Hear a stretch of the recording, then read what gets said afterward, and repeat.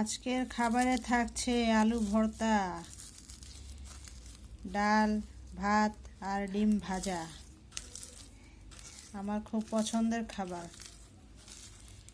আপনাদের মধ্যে কার কার পছন্দ সবাই বলেন। আর কে কে খাবেন আলু ভর্তা চলে আসেন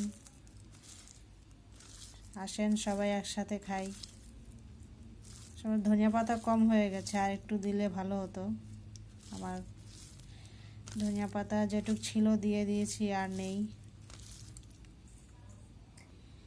একটু দিয়ে দিলাম সরষের তেল আর লবণ। এবার সব দিয়ে ভালো করে মাখিয়ে নিব।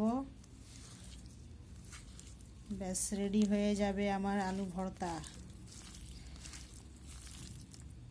গরম ভাতের সাথে আলু ভর্তা, যে কোনো ভর্তা খুব মজা লাগে খেতে।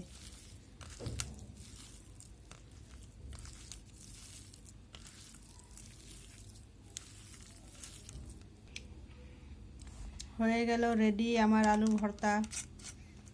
আজকের খাবার জমে যাবে।